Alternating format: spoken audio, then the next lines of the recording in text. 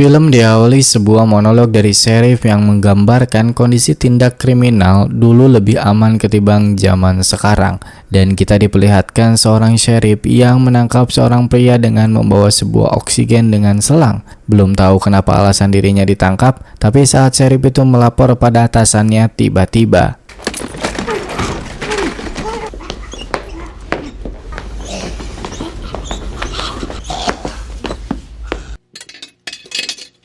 pria ini bernama Anton, seorang pembunuh berantai yang menghabisi nyawa orang lain tanpa motif. Setelah melumpuhkan polisi, dia mengambil oksigennya dan mencuri mobil polisi. Di perjalanan dia menghentikan mobil seseorang, lalu setelah itu dia menggunakan oksigen yang dirancang untuk menghabisi orang.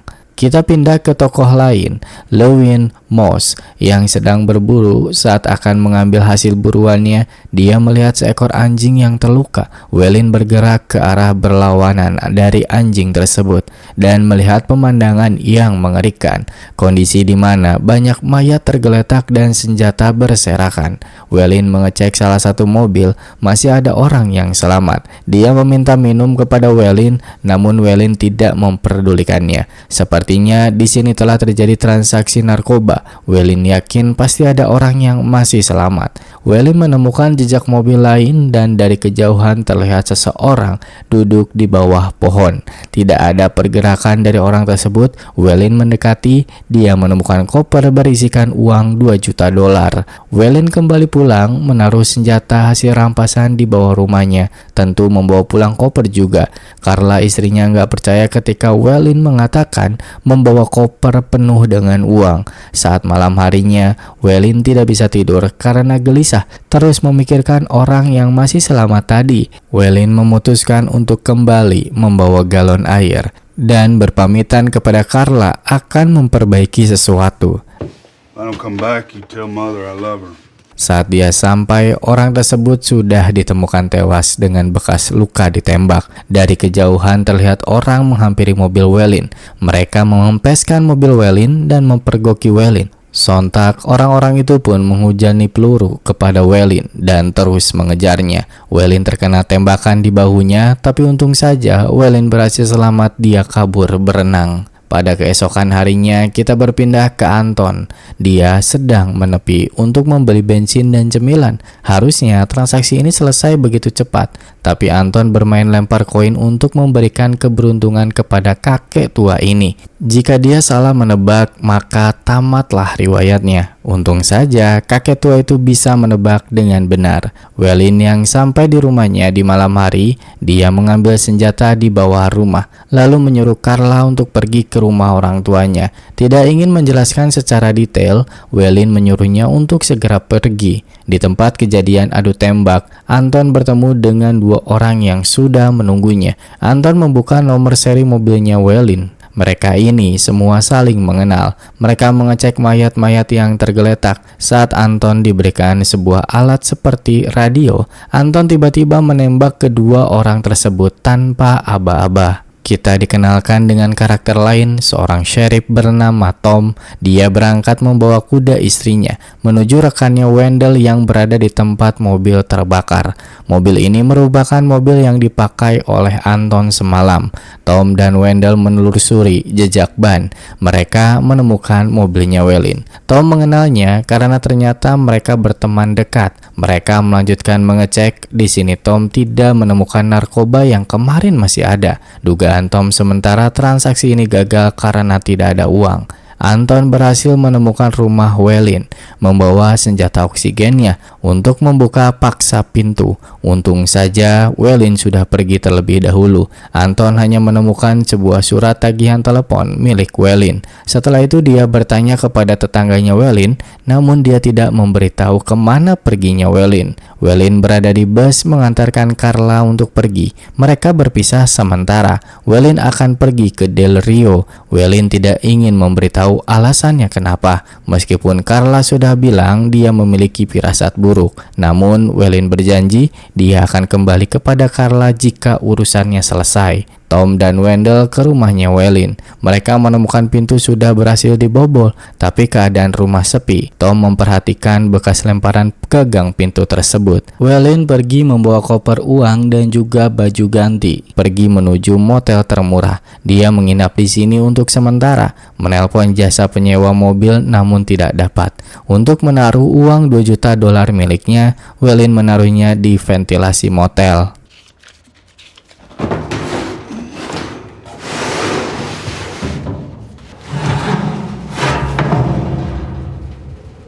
Wellin keluar menuju toko baju untuk membeli sepatu baru dan juga baju baru, lalu meminjam toilet untuk mengobati telapak kakinya. Saat malam harinya dia kembali ke motel, Wellin menemukan mobil mencurigakan, mobil yang sama saat dia dikejar-kejar kemarin. Wellin yang sudah curiga, dia tidak jadi turun dan pergi ke motel lain. Sementara itu Anton, dia pergi menuju Del Rio. Di restoran, Wendell memberikan hasil autopsi mayat yang ditemukan di pinggir jalan, pria yang dibunuh di awal film oleh Anton. Dalam hasil laporan tersebut, pria tersebut terdapat luka di dahi, tapi tidak ditemukan bekas peluru. Hal ini membingungkan bagi Tom. Bagaimana bisa tidak masuk akal, sampai-sampai dia tidak jadi sarapan. Dan kini Wellin berbelanja pertama di toko senjata untuk membeli shotgun dan juga membeli tenda. Setelah itu Wellin memotong senjatanya dan kembali ke motel Regal, motel pertamanya. Dia memesan lagi kamar lain dan meminta denah motel. Wellin memesan kamar di nomor 38, kamar belakang dari kamar 138, kamar pertamanya yang dia pesan. Anton sampai di Del Rio. Alat yang dia bawa ini ternyata bukan radio. Alat ini adalah alat pelacak, koper uang $2 juta. Alat ini mendeteksi keberadaan uang tersebut. Ia tentu saja di motel Regal. Anton menemukan sinyal yang kuat di depan kamar 138.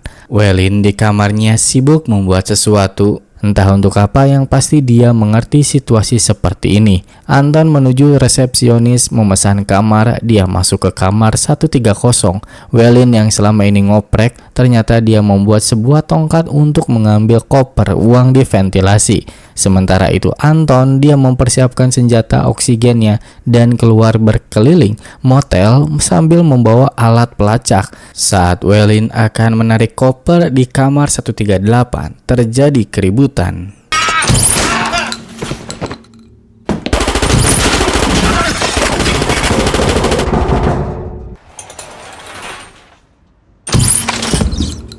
Anton memeriksa setiap sudut. Tempat satu-satunya yang belum dia periksa hanyalah ventilasi. Ketika dibuka, Anton terlambat. Wellin sudah mengambilnya. Anton sadar ada bekas goresan di ventilasi. Kalau koper tersebut ditaruh di sini, Wellin sudah berhasil kabur duluan dengan menumpang ke orang lain. Kita berpindah sejenak, diperlihatkan tokoh baru dalam film ini bernama Cornelius Wells. Dia ini seorang pembunuh bayaran yang direkrut untuk menghabisi Anton. Cornelius tidak memiliki rasa takut sama sekali kepada Anton. Dia menggampangkan urusan ini. Wellin kini sampai di Hotel Eagle Pass. Dia memesan kamar untuk menginap 1 malam dan memberikan uang tambahan kepada resepsionis untuk merahasiakan keberadaannya. Di sini Wellin mencoba untuk istirahat, tapi sepertinya kegelisahan terus menghantui dirinya. Wellin membuka koper, dia sadar sepertinya ada semacam pelacak. Dan benar saja, Wellin menemukan alat pelacak di salah satu uang tumpukan. Saat dia melihat alat tersebut, lampunya berkedip. Wellin merasa ada sesuatu yang gak beres. Dia menelpon resepsionis namun tidak ada jawaban. Wellin mengecek pintu masih aman, tapi untuk berjaga-jaga, Wellin bersiap dalam posisinya menggunakan shotgun. Dan yang terjadi adalah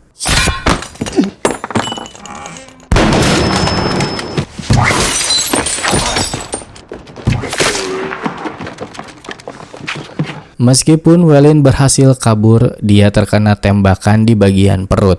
Anton masih terus mengejar. Welin mencoba kabur menggunakan mobil orang, namun Anton berhasil membunuh sopir tersebut. Welin kabur mengendarai mobil itu dengan keadaan tertunduk. Dia berakhir menabrak mobil lain. Welin bersembunyi ketika Anton lengah, dia menembak dari belakang. Welin berhasil membuat Anton kabur terbirit-birit. Dia mengambil shotgun milik Anton. Sepertinya Anton terluka tertembak. Tidak ingin mengambil resiko, Welin memilih kabur, tidak mengejar Anton. Welin sampai di perbatasan Meksiko. Dia melemparkan koper ke bawah jembatan, lalu dia membeli jaket dan bir kepada orang asing dan berhasil melewati perbatasan dengan mudah karena petugas mengira dia adalah orang yang mabuk. Welin paginya dibangunkan oleh musisi jalanan dan meminta diantarkan ke klinik. Sementara Anton dia terluka di bagian kaki. Anton menggunting baju untuk dimasukkan ke dalam tangki mobil lalu membakarnya. Ledakan dari mobil tersebut membuat keributan dan pengalihan agar Anton bisa mencuri alat-alat medis.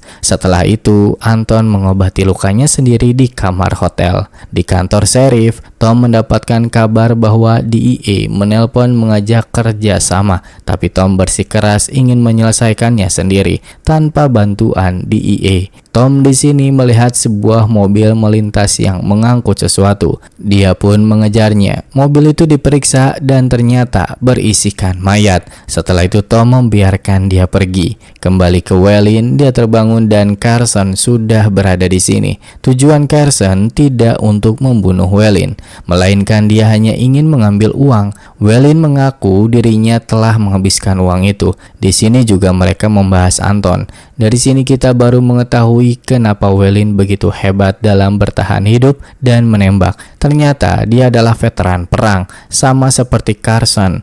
Carson memberikan pilihan kepada Welin, lebih baik kembalikan uang itu kepadanya daripada diberikan kepada bosnya, karena mereka akan tetap membunuhmu. Carson pamit, dia memberitahu menginap di hotel seberang jika membutuhkannya. Tom menemui Carla, dia ingin tahu kemana perginya Welin. Tapi Carla tidak pernah tahu keberadaan Welin dan pergi kemana. Di sini Tom langsung menjelaskan kalau Welin sedang diburu oleh kartel. Mereka tidak akan berhenti sebelum membunuh Welin. Tom memberikan kartu namanya. Jika Welin memberi kabar, beritahu dia kalau Tom akan bisa menyelamatkannya. Di sisi lain, Carson di perbatasan, dia menemukan koper uang itu, tapi dia tidak mengambilnya. Ketika dia kembali ke hotel, tiba-tiba muncullah Anton. Anton yang membawa shotgun membawa Carson untuk masuk ke hotel. Di sini, Carson berbeda saat dia baru mendapatkan tugas. Tidak enteng bicaranya, malah terlihat ketakutan. Tanpa basa-basi, Carson langsung memberitahu lokasi uang itu berada, tapi Anton tidak percaya perkataan itu. Baginya, jika memang koper itu ditemukan, seharusnya berada di sini. Lalu muncul telepon dan Anton menembak Carson. Telepon tersebut berasal dari Welin.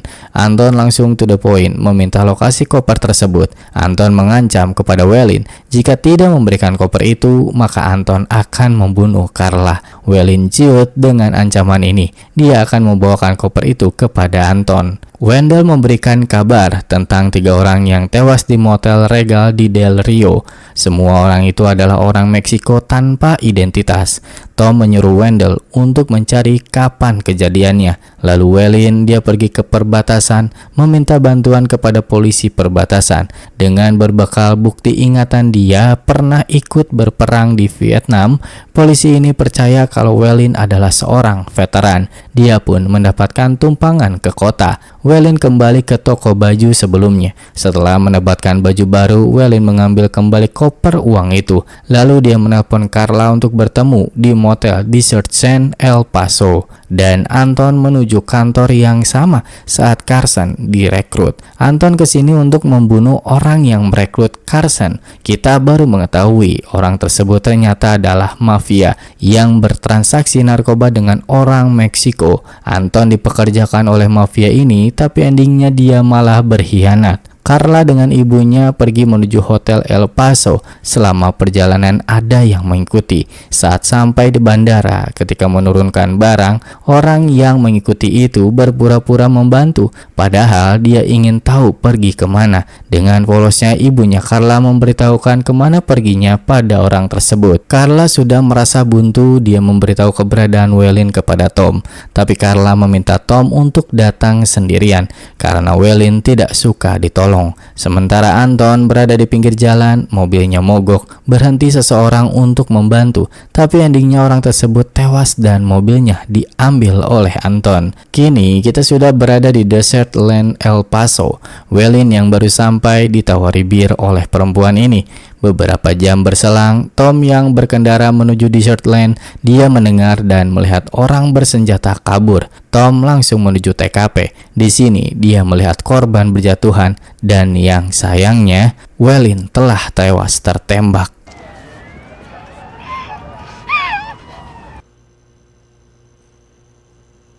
Buy you a cup of coffee before you drive home. Setelah melihat mayat sahabatnya, Tom ngopi dengan temannya. Di sini mereka membahas kejadian yang mengerikan akhir-akhir ini. Setelah melakukan olah TKP, di hotel itu tidak ditemukan uang 2 juta dolar. Hanya sisa-sisa mayat di hotel yang berserakan. Masalah ini sudah diketahui banyak aparat. Temannya Tom meminta untuk melihat TKP. Tom di malam itu juga kembali ke Desert Land. Dia menemukan pintu yang didobrak sama seperti di rumah Whelan. Ternyata di sini masih ada Anton yang bersembunyi. Saat Tom masuk ke dalam, Anton sudah tidak ada. Merasa situasi sudah aman, Tom duduk. Dia melihat lubang ventilasi sudah terbuka. Kemungkinan Anton sudah pergi membawa uang itu. Singkat cerita, kini ibunya Carla meninggal dunia. Kini Carla hidup sendirian. Tapi kemalangan belum berakhir. Saat tiba di rumah, dia melihat jendela kamar terbuka. Dan ternyata Anton sudah berada di sini lebih dulu. Anton ke sini untuk menepati janjinya akan membunuh Carla. Karena Anton sudah tidak punya urusan dengan Carla, dia memberikan kesempatan hidup kepada Carla bermain tebak koin. Jika dia berhasil menebak, Carla akan hidup. Tapi Carla menolaknya. Endingnya, Carla pun harus tewas di tangan Anton. Anton pergi, kejadian ini membuat dirinya tidak fokus dalam berkendara. Baru pertama kali dalam hidup Anton, seseorang menolak kesempatan darinya dan kejadian ini membuat Anton tertabrak karena tidak konsen berkendara.